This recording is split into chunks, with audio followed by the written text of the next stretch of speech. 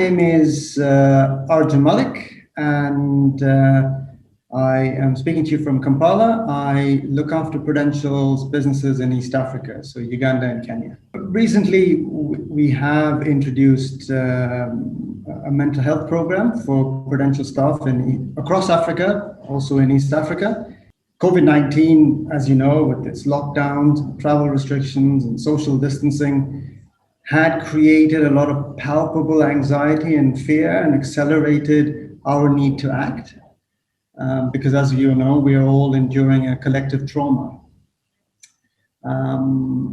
As a business, as I said, the anxiety was visible in our teams, and one thing was clear, that whether as individuals or corporations or as a community, our responsibility is to acknowledge the issue and put measures in place that would address them in a way that's safe and authentic for our teams. Well, we've started by focusing it on staff and agents, and soon we'll be extending the benefits of the program to our customers as well.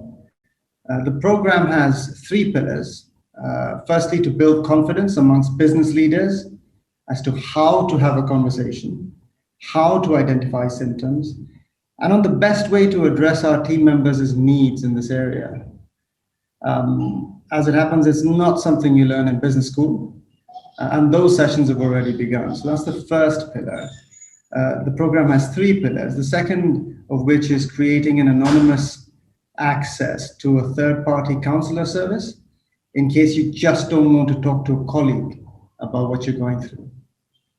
And the third pillar is webinars for our staff and agents, and soon for our customers, focused on the practical elements of taking care of our mental fitness, things like gratitude exercises, mindfulness, meditation, and so forth. So that's the sort of 3-pronged or 3 pillars to our mental health program. All the elements that I've listed, the 3 elements, which is teaching our line managers how to have conversations with their team members, how to identify symptoms in themselves and others,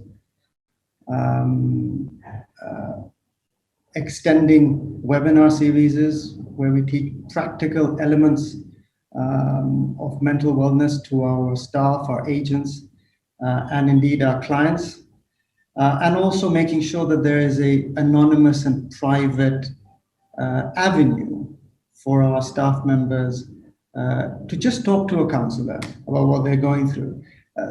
Those elements of those pillars we will do whether or not COVID-19 exists. No one needs to suffer alone, and there's no reason to be shy or embarrassed.